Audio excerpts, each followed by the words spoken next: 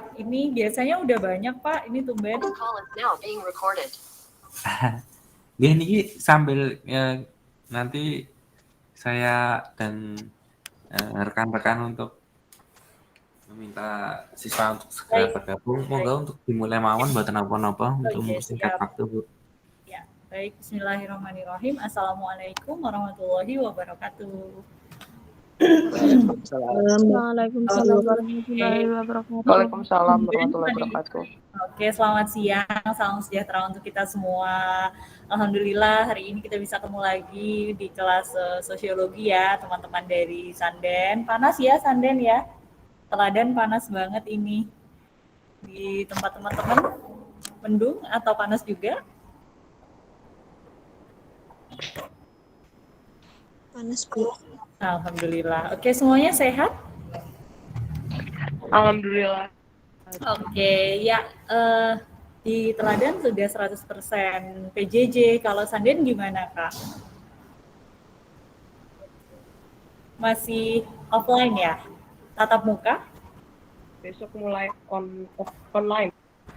Oh, oke. Besok mulai online. Baik, semoga kita diberikan kesehatan ya, diberikan perlindungan. Oke, sebentar. Semoga kita dapat terus sehat, terus ikut pembelajaran, dan tentu saja teman-teman kelas 3 nih ya, terutama bisa diberikan kemudahan sampai nanti di UTBK. Oke, Ibu share screen terlebih dahulu. Kita bahas paket soal 2 sudah ya, Kak? Kita ke 3 ya hari ini ya. Hari ini 3. Oke, sudah terlihat. Sudah terlihat screen Budia? Sudah. Oke, sudah ya. Kita mulai saja. Kita ke nomor 1 ya. Nomor 1 di sini masih seperti kisi-kisi yang soal sebelumnya, karena memang untuk di untuk di sosiologi, sejarah dan latar belakang beserta fungsi sosiologi ini juga menjadi presentase untuk keluar di soal UTBK. Nah, di nomor 1 ini teman-teman lihat ya, hampir sama dengan yang kemarin, ada sejarah sosiologi, kemudian di situ ada permasalahan, yaitu pergolakan sosial yang kemudian menjadi akibat dari terjadinya revolusi industri. Nah, sekarang pertanyaan, kalau yang soal-soal kemarin yang ditanyakan adalah tokoh-tokoh atau teori yang kemudian dia menyoroti terkait dengan permasalahan pergolakan sosial ini ya. Ada kemarin ada teorinya Karl Marx yang kemudian ngomongin soal kelas sosial gitu ya, bahwa ada banyak pergolakan antar golongan borjuis dan proletar. Nah, di sini yang kemudian ditanyakan adalah terkait dengan tokoh yang pertama kali memaparkan teori sosiologi. Bagaimana kemudian sosiologi ini kenalkan di masyarakat untuk mengenalkan cara berpikir logis. Ya, karena kita tahu pada masanya ada berbagai macam permasalahan yang kemudian belum dapat diselesaikan kala itu, sehingga perlu ada satu pendekatan ilmu pengetahuan baru yang kemudian ini harapannya bisa diterima masyarakat. Nah, itulah sosiologi, dan kemudian dia perjuangan pertamanya adalah membuat masyarakat ini berpikir dari yang mungkin magis gitu ya. Magis itu tuh yang kayak percaya mitos-mitos gitu, yang kemudian dia masih sangat masih sangat dekat dengan permasalahan atau cara pandang yang naif gitu ya. Di sini ada magis, ada naif, cara berpikir ya. Kemudian kita diajak untuk berpikir ke sini. Minimal sebelum ke sini deh, sebelum ke kritis itu adalah logik. Berpikir logis dapat diterima dengan akal sehat dan juga dan juga dia bisa dipertanggungjawabkan seperti itu. Nah, tokoh yang pertama itu siapa? Kak, masih inget nggak teman-teman? Masih inget nggak? August Comte. Oke, betul banget, Auguste Comte.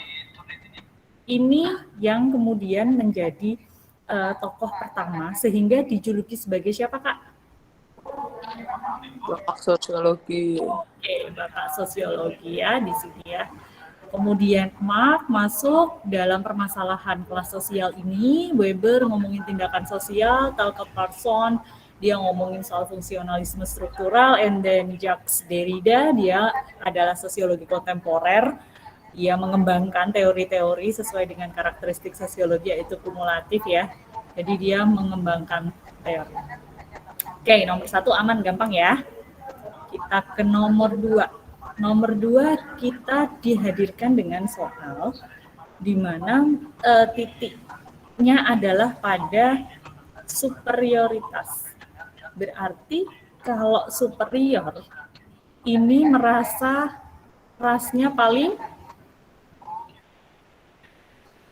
baik, paling hebat, paling oke dibandingkan dengan ras yang lain. Dibandingkan dengan ras-ras yang lain. Nah, pandangan yang seperti ini, pemahaman atau kemudian ideologi yang menekankan bahwa ras saya paling baik, ras kulit hitam, ras kulit putih yang kemudian dia dominan. Kalau kita tahu ras kulit putih ya, yang kemudian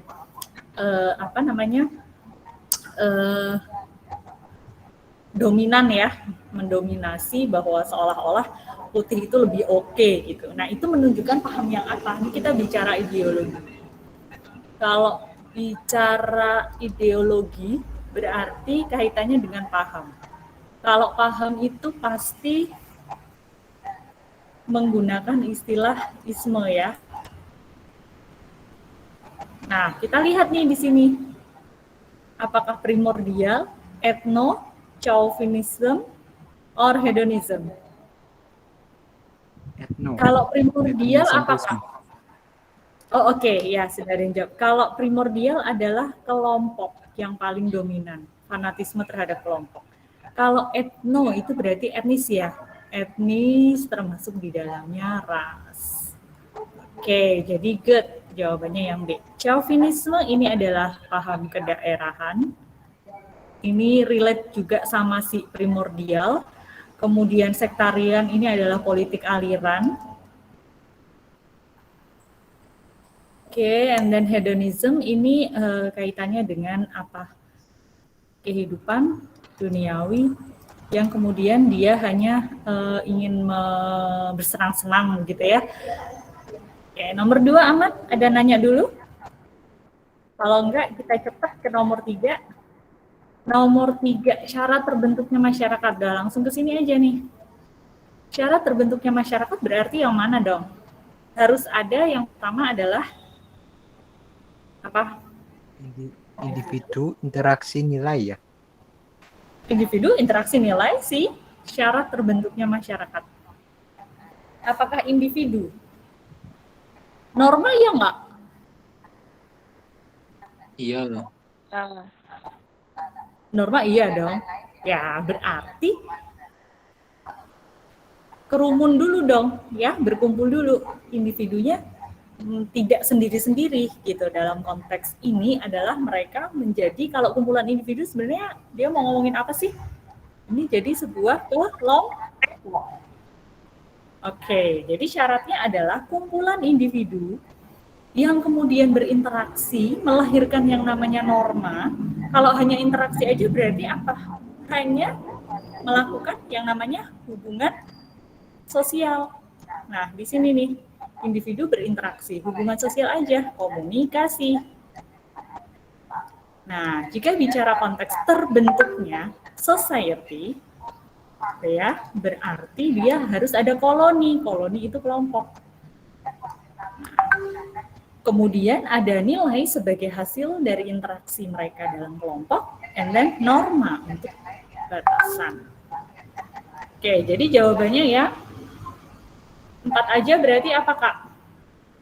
D. Oke, good. kita ke nomor 4. Nomor 4 dia ngomongin sistem teknologi yang menggeser fungsi praktis kemudian jadi prestis. Prestis apa sih? Kemewahan namanya. Prestis, mewah, penghargaan ya, kemudian menjadi dihargai. Yang tadinya kalau kita beli smartphone itu untuk apa sih? Ya untuk apa? Komunikasi, untuk nugas, ya. Tapi kemudian ada pergeseran fungsi prestis. Contohnya apa nih fungsi prestis? Seperti HP, kayak berselfie-selfie. Oke. Beli Kalau mobil mahal. yes, good. Jadi awalnya tuh cuman bisa kok sebenarnya. Vivo kan masih iso tinggal WhatsAppan ya guys. Ya, udah bisa kan? Kalau kita ke fungsi praktis. Tapi lihat deh sekarang teman-teman kita gitu. Nek ora IP ya ora gitu.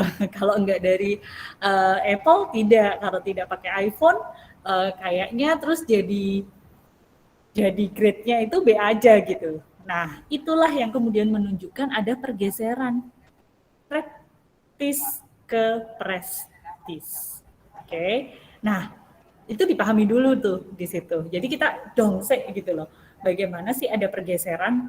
Di mana sih kalau kamu jadi grupnya IP kan beda ya. Ini iPhone maksud Ibu. Ya, kalau di teman-teman yang pakai iPhone itu kan apa? Prestisius sekali gitu. Kita mau tutup mata gimana caranya, tetap aja gitu bahwa MacBook and then Apple dan seperangkat-perangkat yang lainnya yang kemudian di loading. Nah, itu menjadi sangat prestisius. Dia mendapatkan status tersendiri ya. Oke. Nah, kalau sudah bisa dipahami, di sini dampak negatifnya apa?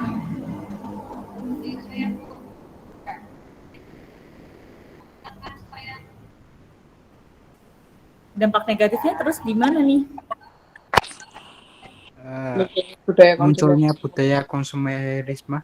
Oke, kemudian ada lagi? Sorry. Interaksi sosial melalui dunia maya. Mungkin yang Berkembangnya pola regres itu mundur loh dan ya. teknologi yang mengalami regresi. Regres itu mundur. Regres ini lawan katanya progres. Kalau progres itu kemajuan, kalau regres mundur berarti mundur po? Enggak dong ya. Satu tidak. Kemudian ini interaksi sosial di dunia maya. Terus sekarang ada IG, and then kalau kamu tahu ya ada aplikasi-aplikasi yang kemudian itu mendekatkan kita dari yang jauh gitu dan mungkin menjauhkan yang dekat ya. Nah, itu apa? Berarti di sini toh ada kepergeseran, nah, interaksi yo marani, salaman, ngobrol, tapi ketika kemudian terus ada banyak sekali aplikasi yang kemudian dihadirkan karena pengembangan teknologi, maka kita interaksinya jadi nggak nyata. True. Oke, berarti dampak negatifnya adalah ada pergeseran dari yang kita silaturahmi secara langsung ke dunia maya. 24 berarti apa, Kak? Oke, good. Nomor 5 sekarang kita lihat norma. Masih ingat kemarin Ibu jelasin ya, tingkatan norma berdasarkan sanksinya. Kalau pakai narkoba demi mendapatkan kesenangan berarti yang mana nih yang dilanggar?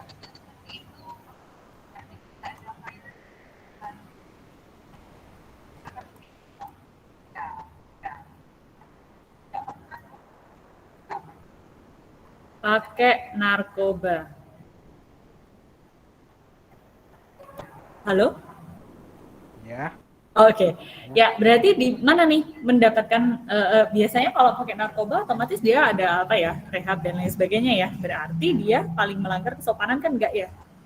Ini enggak ngomongin soalnya ini ngomongin soal etik ya. Kalau norma sopan santun gitu kan berarti etika kita ya.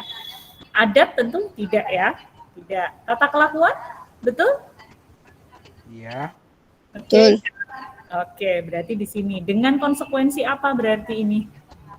Mungkin bisa jadi dicemooh ya. Atau kemudian dia ya mendapatkan rehab. Ini paling rendah cara, ini kebiasaan, kemudian ini adat. Morse tata kelakuan. Oke, nomor 6. 6 kita bicara tentang social lagi. Educational institution ya, yang kemudian menjadi media medsos naik ke atas. Karena pendidikan mampu untuk apa ya? Apakah medsos gini, jadi ini kan maksudnya ke atas itu berarti ada naik ya, naik gitu. Artinya di sini adalah pendidikan sebagai medianya, sebagai sarananya, jembatannya untuk kemudian orang itu bisa naik ke jenjang yang lebih tinggi. Contohnya lulusan SMK terus sekolah meneh jadi S1, S2, S1 kemudian S2. Arti dia mampu untuk apa? Transformasi budaya leluhur? Enggak dong ya? Enggak. Dominasi tidak, mencetak sumber daya yang dibutuhkan masyarakat, kita keep dulu. Mengurangi pengangguran, ini berarti apakah kemudian dia akan menjadi manfaat langsung dari lembaga pendidikan? Enggak dong ya, tidak secara langsung. Menjembatani kesenjangan sosial loh, justru dengan pendidikan bukannya kita ada kelas-kelas nih di sini. Bukannya malah Oke, berarti yang mana, Dok? Kok nge-lag nih? Oke. Berarti yang mana, Kak? Yang paling tepat? Yang B. Yang B, betul sekali. Karena apa? Karena kita harus menyiapkan yang namanya research yang kemudian ini typo ya, yang dibutuhkan oleh masyarakat, sehingga ketika kemudian sekarang lulusan SMK katakanlah dengan lulusan S1 itu tingkat traffic pekerjaannya di mana sih, seberapa besar sih kesenjangan yang kemudian muncul. Nah, dengan pendidikan kita bisa melahirkan generasi-generasi baru yang kemudian itu menjawab tantangan pendidikan. Ya, tantangan pendidikan tentu saja di sini adalah keluarannya yaitu profesi dong ya, pekerjaan-pekerjaan yang kemudian ini menjawab. Bu, lulusan SMK banyak yang lebih sukses daripada lulusan S1. Oh iya, betul sekali. Banyak kalau kita mau lihat contoh di sekitar kita. Tapi sekarang apakah kita kemudian bisa menutup mata gitu bahwa kemudian masyarakat kita dengan perkembangan teknologi yang semakin canggih ini mampu kemudian menjawab hanya dengan mohon maaf kawan-kawan yang kemudian hanya di sini. Oke, ini mungkin bisa menjawab ya pabrik gitu. And then apalagi banyak sekali sebenarnya mata pencaharian yang bisa diambil dari sini. Tapi zaman kan berkembang ya. Semakin tinggi lagi sehingga kebutuhannya juga semakin banyak nih di masyarakat. Nah, ketika kita tidak mampu mengikuti perkembangan zaman dengan ya tidak terampil, Ibu nggak bilang semuanya harus S2 gitu ya, tidak gitu. Tapi kalau kamu hanya lulusan SMK, let's say seperti itu, tapi kamu bisa mengembangkan diri dengan mungkin ikut course gitu ya, atau kemudian kamu berorganisasi, itu juga bisa jadi apa nih namanya jembatan kesuksesan kamu gitu. Jadi di sini kenapa B itu tadi alur berpikirnya seperti itu. Panjang ya, rumit ya. Nah, kenapa Ibu sampaikan? Karena nanti bisa jadi kalian menemukan rumpun rumit kompleks dari ini. Ini kamu hanya diminta untuk educational institution aja ya, tapi kita tidak bisa prediksi besok lebih kompleks dari ini. Oke, ada respon dulu nomor 6, Kak. Ada nanya dulu? Tidak? Lanjut, Bu. Oke, sip. Ini agak panjang. Tapi Ibu rasa masih ingat jawabannya ya, teman-teman ya. Di sini ngomongin sampah, pengelolaan, terus ada denda. Di sini peraturan pemerintahnya. Nah, yang ditanyakan adalah penerapan peraturan yang tadi.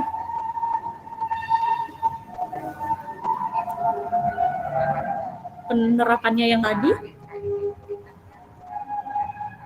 tergolong dalam model integrasi apa kira-kira? Kamu kalau tidak mampu mengelola sampah, dendanya lumayan loh. Membuang sampah dan lain sebagainya. Berarti apa? Kalau peraturan pemerintah itu sifatnya apa sih, Kak? Integratif enggak ya? Koersi kah? Koersi ini sifatnya, sorry, melek. Halo, masih Ibu connect ya? Paksaan. Okay, good. Minimalis, enggak. Fungsionalis,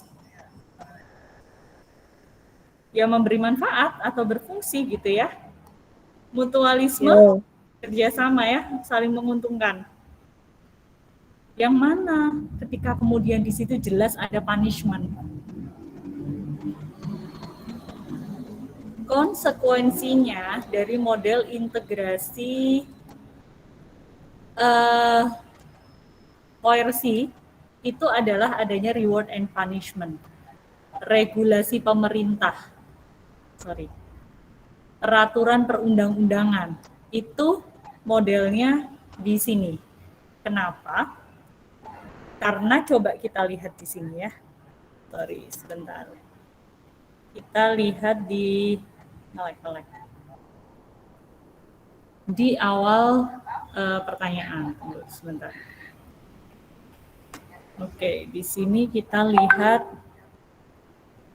bahwa ada latar belakang kenapa kemudian pemerintah berani mengeluarkan peraturan di sini. Nah, peraturannya jika kemudian Indonesia ya, sekali lagi kita bicara Indonesia. Indonesia ketika tidak kemudian dikasih kayak gini, model-model kayak gini nih, punishment gitu ya, atau kemudian kita kasih reward, susah regulasinya mau dijalankan. Gitu. Ya, jadi otomatis kalau program pemerintah yang sifatnya itu dimasukkan ke dalam regulasi atau perundang-undangan atau pergub gitu ya, itu sifatnya adalah koersi. Oke, bisa ditangkap maksud Ibu? Bisa. Kalau fungsionalis nanti dia fokusnya adalah ada kesadaran bersama yang kemudian ya memang atau kemudian ada program-program yang dia sifatnya adalah pembauran, kayak misalnya integrasi lewat pertukaran pelajar ya, student exchange gitu ya, ke Singapura atau kemudian yang dari China ke Indonesia gitu, atau kemudian dari mana Sumatera gitu ya, Sumatera ke mana Papua, dari Papua ke Jogja gitu.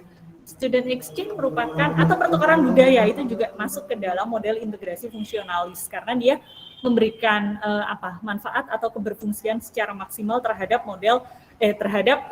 program dari integrasi atau persatuan dan kesatuan. Oke. Ada nanya dulu? Lanjut, Bu. Sip. Oke, kita ke nomor 8. Nilai sosial diyakini jadikan pedoman, berarti yang mana? Acuan menilai baik dan buruk. Apakah nilai sosial? Iya dong. Pertimbangan dalam pengambilan keputusan, berperilaku. Ini kan juga maksudnya pedoman kan ya. And then dasar penerapan sanksi sosial. Sanksi sosial ini untuk menentukan norma, basisnya adalah nilai. Seperangkat dasar untuk melakukan ini, berarti kan ini norma nih, sosial norma. Berarti ada yang tidak tepat dari fungsi nilai di sini? Atau tepat semua? Tepat semua? Kalau tepat semua, berarti apa, Kak? 1, 2, 3, 4 apa ya? Benar semua? Oke, good. Nilai sosial ada nanya dulu? Jadi membedakannya adalah kalau nilai ini abstrak, ya, kalau kamu nanti disuruh membedakan nilai dan norma, kalau norma ini konkret. Ya. Kemudian ini adalah pedoman, nilai itu adalah pedoman. And then norma itu memberikan batasan atau aturan. Oke, itu ya tambahan Ibu ya. Kita ke nomor 9. Nomor 9 kita ngomongin MIT. MIT ini memberikan teorinya terkait dengan pembentukan kepribadian yang kemudian secara sadar menirukan orang-orang yang di sekitarnya. Tahapannya apa aja sih? Ingat nggak? Prep, terus play, and then game, kemudian generalize.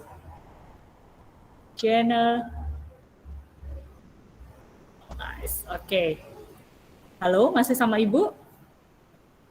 Prep Ya, berarti persiapan ya Kak, persiapan dia pas lahir, kemudian dia look tuh environment-nya, lingkungan sekitarnya, dia di keluarga apa gitu. Play stage dia mulai apa? Meniru. Meniru ya, meniru. Kemudian ini meniru. Game stage dia mulai apa? Beraksi Memahami. kan ya. Memahami. Oh, kalau jadi ibu tuh begini ya. Oh, kalau ngelihat om tuh begini. Oh, nenek seperti ini. And then dia kemudian mengadopsi nilai-nilai yang diterapkan oleh orang-orang yang ada di sekitarnya. Game stage. And then yang terakhir adalah dia ready untuk contribute in her or his society. Gitu. Ya, jadi di sini nomor 9 jawabannya adalah yang D. D, Dian ya. D. Play stage. Bu, maaf mau tanya. Boleh. Kan itu ada kata kalau misalnya identifikasi sama imitasi. Nah, cara membedakannya gimana ya? Oh, oke. Kalau identifikasi itu kita sedang ngomongin yang mempengaruhi atau berpengaruh dalam hubungan sosial atau interaksi sosial. Ya, ada namanya satu, imitasi. Nah, imitasi itu, kamu tahu ini enggak sih? Kalau beli emas biasanya di Semar ya, atau di apa sih kalau di Bantul ada ya brand atau toko yang dia khusus beli emas 24 karat gitu. Terus kita ke mana tuh namanya?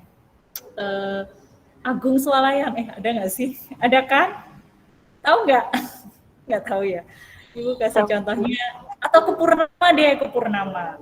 Di situ ada tuh perhiasan-perhiasan yang kemudian looks like a gold gitu ya, kelihatan kayak emas, tapi itu bukan emas gitu. Paham? Secara fisikly kita ngelihat kayak emas nih, tapi bukan ternyata. Ngerti ya? Iya, Bu. Nah, itu kita sebutnya apa tuh? Imitasi kan? Buatan, tiruan, KW. Kamu pakai SketchUp KW apa asli nih gitu. Nah, itulah yang namanya imitasi. Jadi, kita hanya bisa melihat dari physically aja. Kita niruin siapa sih? Yoon Bin. Sopo ya, artis Korea lah misalnya. Kita dengan stylenya kayak style orang Korea gitu. Tapi kita nggak kayak dia gitu. Nah, berarti kita mengimitasi. Itu. Jadi, di sini kuncinya adalah fisik. Nah, bedanya apa dengan identifikasi? Kalau identifikasi itu all package. Jadi semua yang kemudian kita tirukan, yang kemudian kita adopsi itu adalah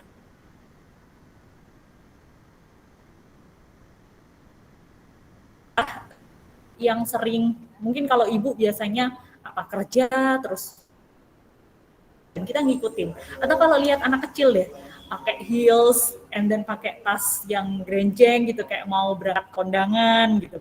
Atau kemudian lihat ayahnya benerin ban gitu, ngikutin, pakai jasnya ayahnya gitu. Itu identifikasi.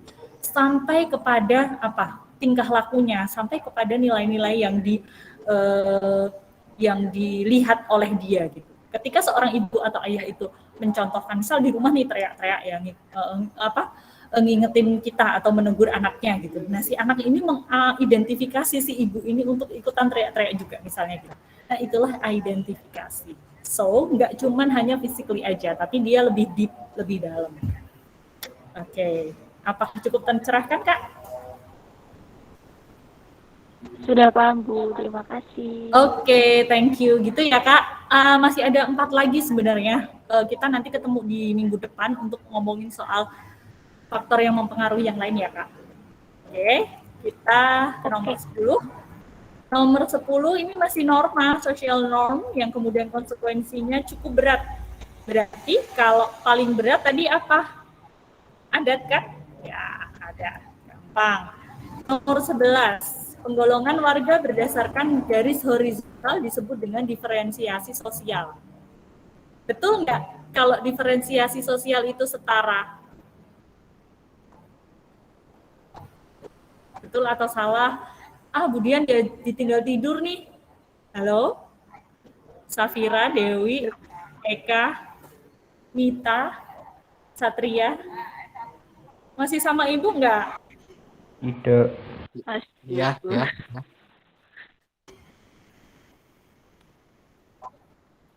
Yuk, pernyataan satu benar atau salah? Kalau diferensiasi Salah. itu setara. Betul?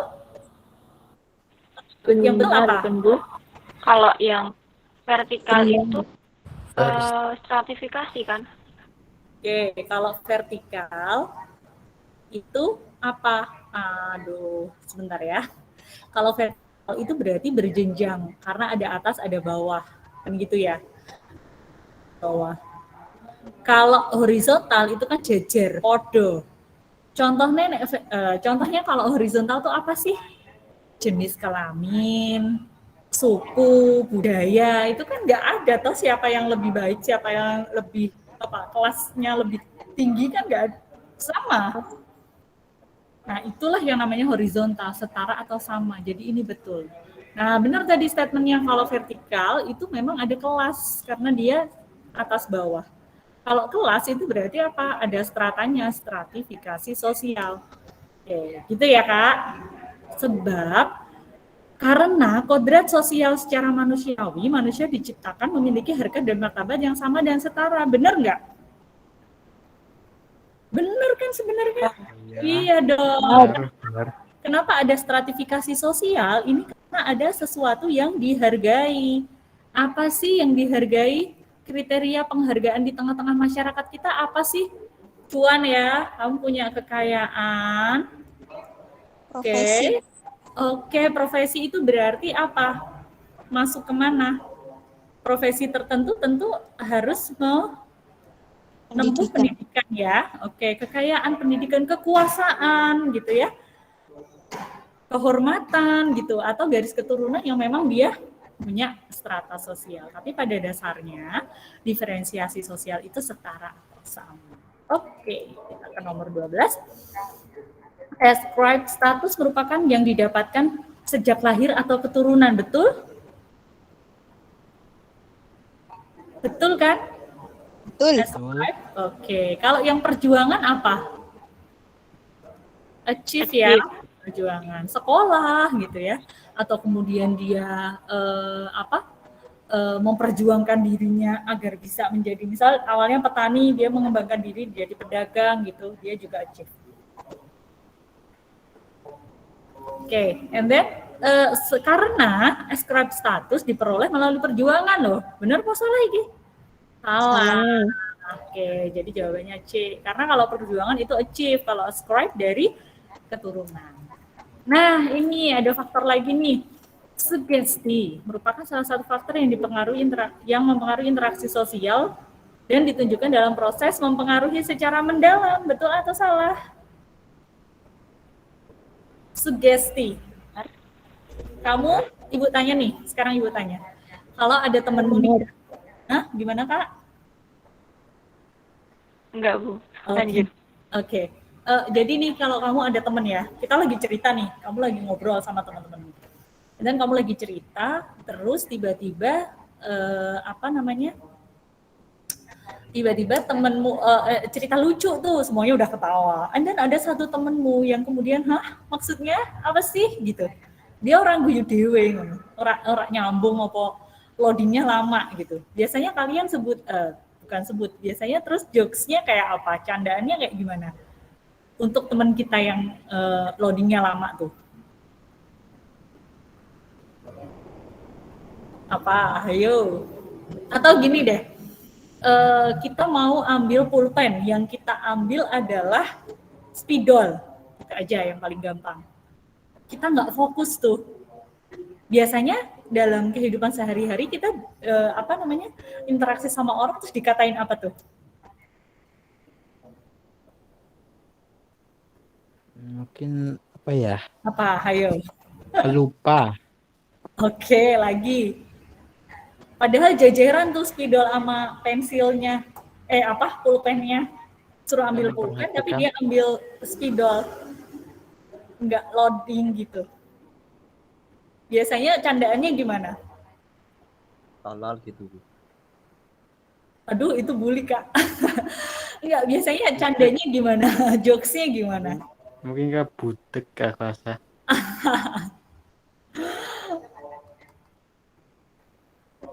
Familiar ya dengan ini? Oh, aqua. Keren ya, Bu. Minum aqua dulu sana gitu. Nyambung ya maksud Ibu. Nah, kadang-kadang kita itu tidak sadar bahwa kita itu disuges sama apa namanya? Iklan-iklan kita. Atau apa sih kalau nonton TV, kalian masih nonton TV nggak sih? Nggak ya, streamingan semua ya. Kalau nonton TV itu kan ada Partai Perindo gitu, gila-gilaan itu nyanyinya dari awal sampai akhir. Anak-anak kecil tuh bahkan kadang hafal gitu apa marsnya partai itu gitu. Nah, itu yang namanya suges. Jadi sugesti itu mempengaruhi secara mendalam dan kadang-kadang kita nggak sadar gitu kalau kita itu dapat pengaruh. Oke, paham ya? Bisa masuk dengan contoh Ibu tadi? Nggak usah lah kamu hafalin, sugesti merupakan ABCD gitu. Kamu pahamin aja, itu mendalam. Oke, berarti ini betul atau salah?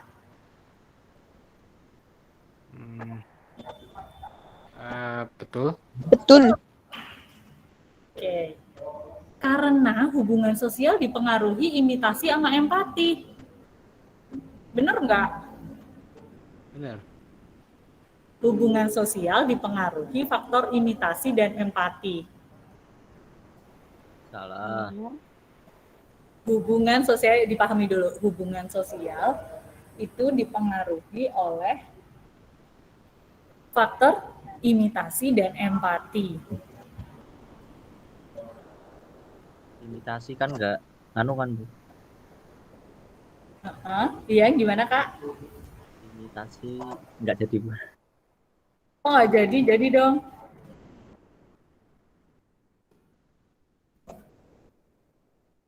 Hubungan sosial dipengaruhi oleh faktor imitasi dan empati. Betul? Betul, karena imitasi, empati, sugesti, identifikasi itu merupakan faktor yang mempengaruhi hubungan sosial. Tapi, apakah ini merupakan reasoning dari pernyataan satu? Tidak berhubungan. Ya, berhubungan berarti betul-betul tapi nggak berhubungan. B. Oke. Nomor 14, perubahan sosial dipengaruhi faktor eksternal yang kadang-kadang nggak bisa diprediksi. Kalau eksternal bisa diprediksi nggak kira-kira? Enggak kan? Berarti betul ya? Enggak. Karena revolusi dapat terjadi akibat peperangan atau bencana alam. Benar? Betul. Betul. Oke, betul. Sekarang kita baca ulang. Sebuah perubahan sosial dapat dipengaruhi oleh faktor eksternal yang terkadang tidak dapat diprediksi. Karena revolusi atau sebab revolusi dapat terjadi akibat peperangan atau bencana alam. Ada hubungan sebab akibat? Tidak. Eksternal? Ada. Ada dong ya. Ini kan menjelaskan apa peperangan dan bencana alam itu faktor eksternal yang nggak bisa diprediksi. Prediksi. Oke, jadi ayah. Transisi, perubahan dari konsep pendidikan keluarga menjadi pendidikan formal merupakan salah satu bentuk modernisasi. Betul? Konsep pendidikan keluarga jadi pendidikan formal. Dari keluarga itu menjadi salah satu satu-satunya lembaga pendidikan untuk anak-anaknya, geser jadi pendidikan formal. Apakah itu merupakan bentuk modernisasi? Iya. Sebab peralihan tersebut ya, tradisional ke modern ditandai dengan perubahan pola pikir. Betul? Iya.